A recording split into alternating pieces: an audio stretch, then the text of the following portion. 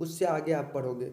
तो हमने आपको बताया था आइसो इलेक्ट्रॉनिक या सम इलेक्ट्रॉनिक क्या है उसके बारे में बताया था कि वैसे पदार्थ जिनमें इलेक्ट्रॉनों की संख्या समान हो तो सम इलेक्ट्रॉनिक या आइसो इलेक्ट्रॉनिक उसे कह सकते हैं। जैसे कि यहाँ पे हमने बेसिकली आपको सब कुछ अच्छे से लिखाया है। तो आई होप ये आप देख पा रहे हैं अच्छे से। तो ये सब हमने कवर करा चुका, हमने आपको कवर करा दिया था। तो अब आगे समझो कि उसके बाद हमने आपको बताया था कि आइसोटोप क्या होते हैं, आइसोबार क्या होते हैं, इन सब के बारे में बताया था कि यहाँ पे आप जो देख पा रहे हैं कि आइसो जैसे समभारिक हो गया, आइसोबार इट मीन्स जैसे कैल्शियम है, आर्गन है, ठीक। तो कैल्शियम का एटॉमिक नंबर जो है ये आपका 20 है और आर्गन का एटॉमिक नंबर कितना है, 18 है। तो दोनों का जो जो आप एटॉमिक मास जो भार आप देख सकते हो दोनों का सेम है। तो जब दोनों का जब भार सेम है तो समभारिक मतलब समान भार, तो उसको इंग्लिश में कहेंगे आइसोबार। तो ये भी हमने आपको बता चुका था। तो उसी तरह से जैसे नाइट्रोजन का हो गया, कार्बन का हो गया, ये भी हमने आपको जो उसमें बता चुका था। जैसे कि नाइट्रोजन का एटॉमिक नंबर 7 और कार्बन का 6, और जो एटॉमिक मास है इन दोनों का लगभग समान है।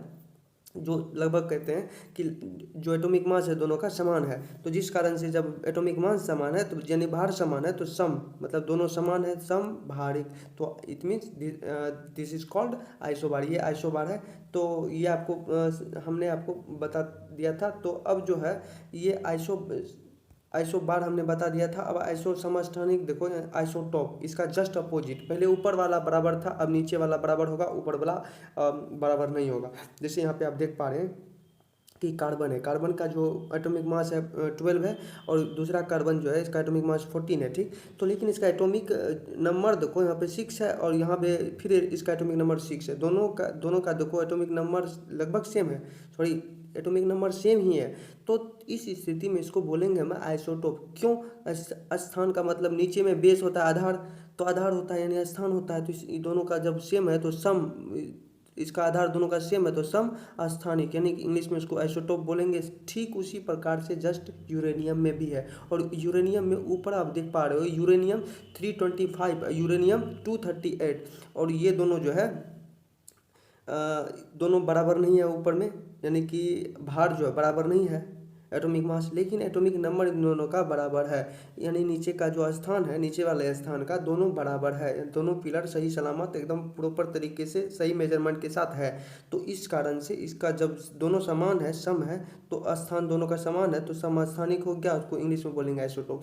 ये सब हमने आपको पहले ही बता दिया, बस मैं आपको इंट्रोडक्शन करा के बस उसको रिवाइज करवा रहा हूँ ताकि आपको जो है अभी फिक्स हो जाए ब्रेन में, ताकि आप आइसोबार, आइसोटोप, आइसो इलेक्ट्रॉनिक या सम इलेक्ट्रॉनिक इसके बारे में आप ना भूल पाओ। तो चलिए अब इससे रिलेटेड जो पार्ट और टर्म्स हैं उसको देखेंगे और उसके बारे में डिटेल में समझेंगे और जानेंगे कैसे क्या है।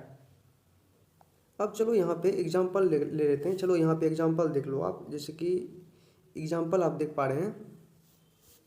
जैसे यहाँ पे देखो एग्जांपल हाइड्रोजन है, ठीक।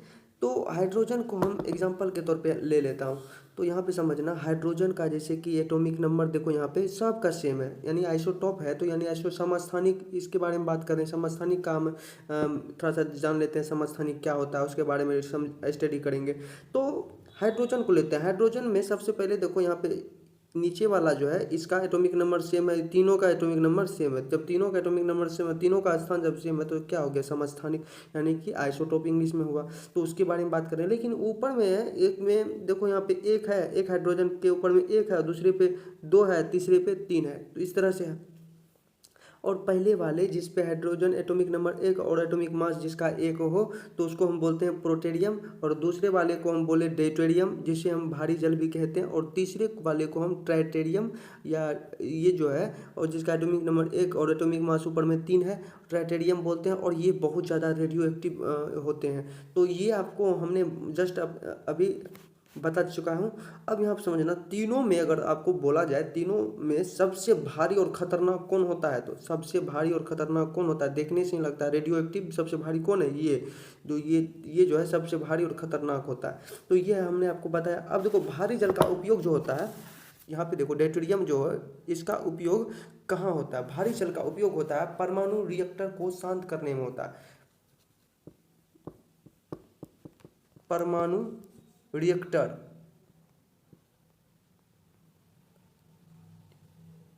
रिएक्टर को परमाणु रिएक्टर को शांत करने में होता है।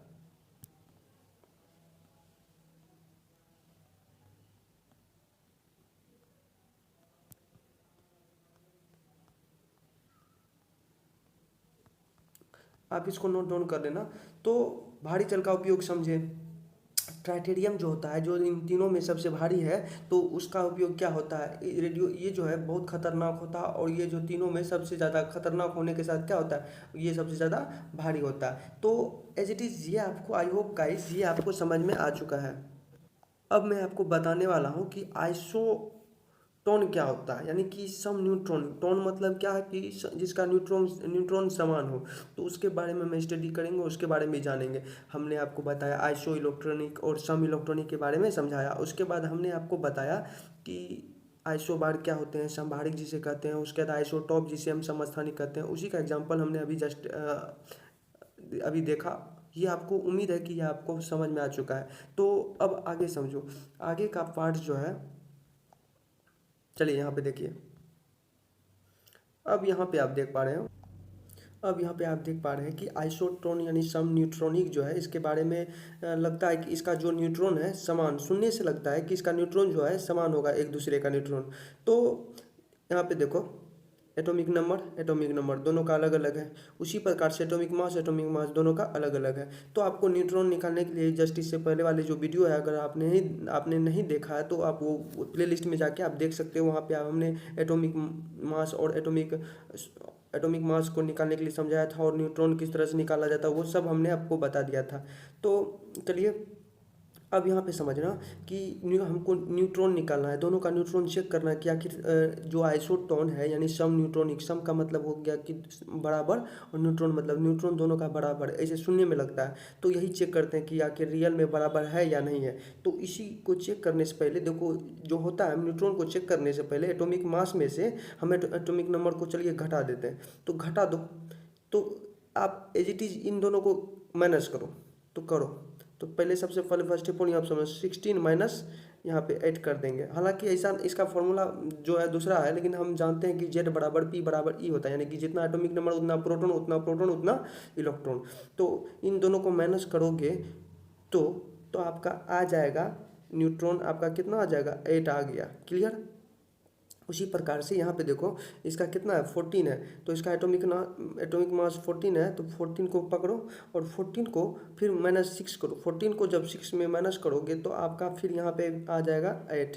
अब देखो इन दोनों का जो है, ये और ये दोनों का न्यूट्रॉन जो है लगभग दोनों का न्यूट्रॉन सेम आ गया। तो इससे ये हमें पता चला जो इसका आइसोटोन यानी सम न्यूट्रॉनिक, इसी कारण से कहते हैं क्योंकि इन दोनों का न्यूट्रॉन क्या है, आपस में समान है। और इसी कारणवश जो है आइसोटोन को इसे हम आइसोटोन को सम न्यूट्रॉनिक कहते हैं। तो क्लियर एज इट इज़, आइए आपको समझ में आ चुका है। तो चलिए हमने आपको जस्ट इतना चीज़ आपको कवर करा चुका है। तो आपको क्या क्या समझ में आ चुका है तो मैं वो बता देता हूँ आपको। हमने कंप्लीट कराया सबसे पहले यहाँ पे देखो, अभी हमने कंप्लीट कराया आइसोटोन। क्या कराया, आइसोटोन। उसके बाद कंप्लीट कराया आइसोबार। इससे पहले कराया आइसोबार। आइसोबार भी हमने कंप्लीट कराया। और उसके बाद आइसोटोप। आइसोटोप भी हमने आपको कंप्लीट करा दिया है। और उसके बाद आइसो इलेक्ट्रॉनिक बोलो या सम इलेक्ट्रॉनिक बोलो, तो चलिए आइसो इलेक्ट्रॉनिक ही बोलते हैं। आइसो इलेक्ट्रॉनिक, आइसो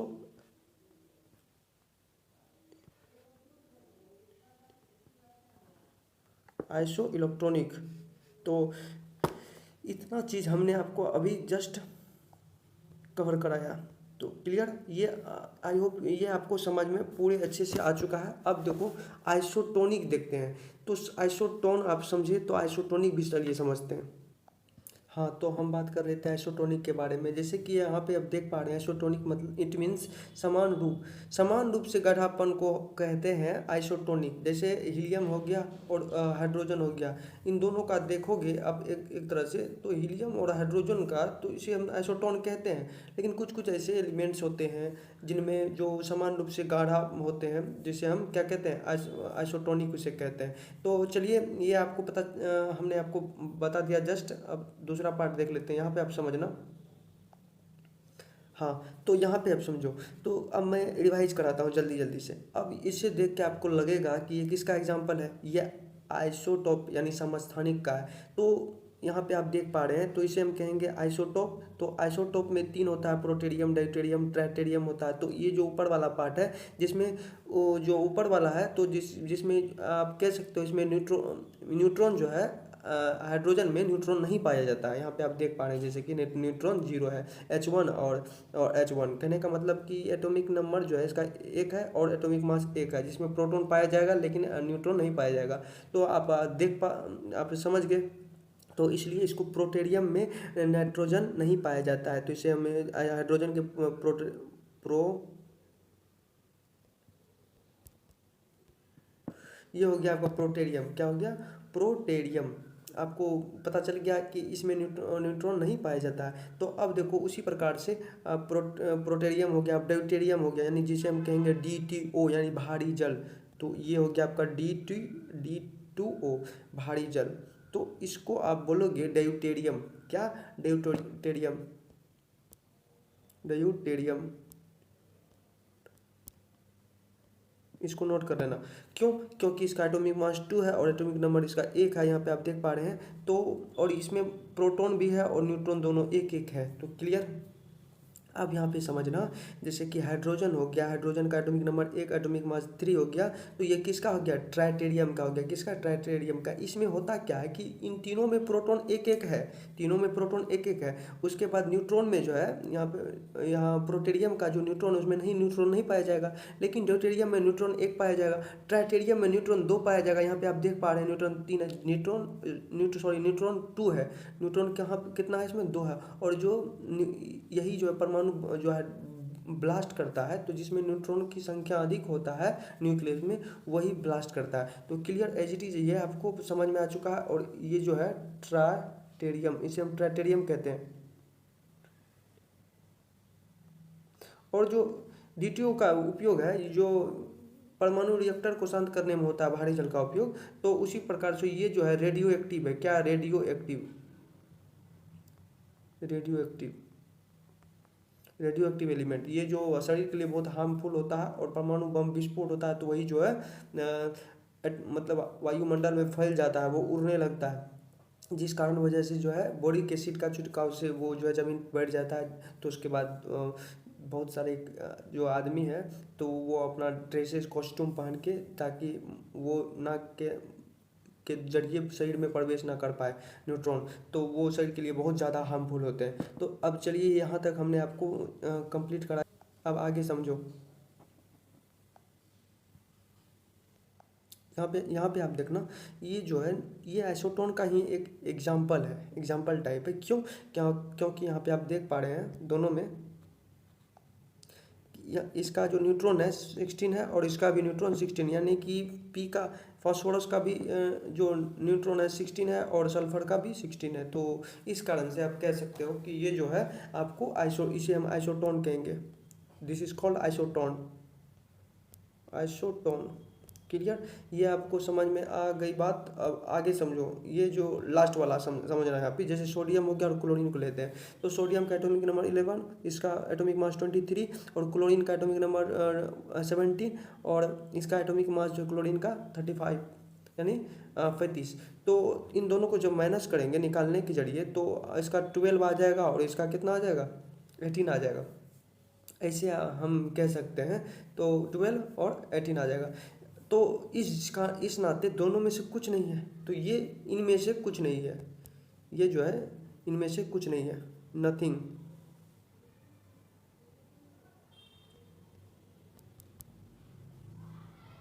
ये कुछ नहीं है। क्लियर।